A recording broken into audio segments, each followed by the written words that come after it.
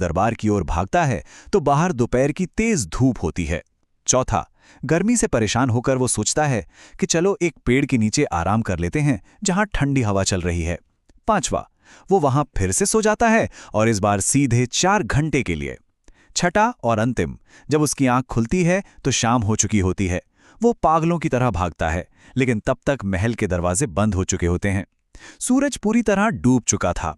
इस पूरी कहानी की सबसे बड़ी विडंबना देखिए, उस आदमी के दिमाग में लगातार यही चल रहा था कि अरे अभी तो बहुत समय है, थोड़ा और आराम कर लेता हूं। लेकिन बाहर की वास्तविकता बिल्कुल अलग थी। सूरज अपनी गति से लगातार ढल रहा था। वो किसी के लिए इंतजार नहीं करता। ये साफ तौर पर दर्शाता है कि समय का हमारा अपना अनुमान अक्सर हकीकत से बहुत दूर होता है, और बिल्कुल यहीं पर सबसे बड़े अवसर हमारे हाथ से निकल जाते हैं। और अंततः भाग 5, परम मूल्य। अब अपनी आधुनिक दुनिया में यानी गौरव के पास वापस लौटते हैं। बुजुर्ग की कहानी तो खत्म हो चुकी थी, लेकिन उसका असर बस अभी शुरू ही हुआ था। गौरव पूरी तरह से निश्शब्द था।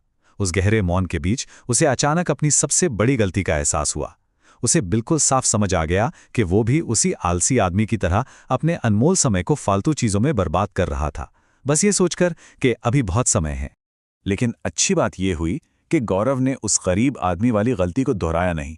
उसने तुरंत एक्शन लिया और उन बदलावों ने उसके जीवन को पूरी तरह पलट कर रख दिया। उसने उसी दिन से अपनी टाल मटोल की आदत को जड़ से छोड़ दिया। वो बहुत ज्यादा प्रोडक्टिव बन गया और अपने गोल्स पर पूरा फोकस लगा दिया। और इसका रिजल्ट क्या हुआ? कुछ ही समय में वो न केवल अपने दोस्तों से आगे निकल गया, बल्कि उसने पूरे कॉलेज में टॉप किया। यह साबित करता है कि जब समय का सही और तुरंत उपयोग किया जाता है तो रिजल्ट्स कितने असाधारण हो सकते हैं। तो इस पूरे एक्सप्लेनर और स्रोत सामग्री का असली निचोड़ क्या है? वो ये है कि समय कोई साधारण चीज नहीं है। यह हमारी सबसे मूल्यवान और परम संपत्ति है। और सबसे बड़ी बात, यह पूरी तरह से नॉन रिफंडेबल है। खोया हुआ पैसा वापस कमा सकते हैं, लेकिन जो समय एक बार बीत गया वो कभी लौटकर नहीं आता। हर अवसर का सही समय पर लाभ उठाना बेहद जरूरी है, वरना अंत में सिर्फ और सिर्फ पछतावा ही बाकी रह जाता है।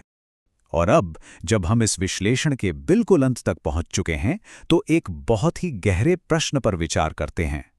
क्या आज के हमारे महत्वपूर्ण लक्ष्यों का व्यापार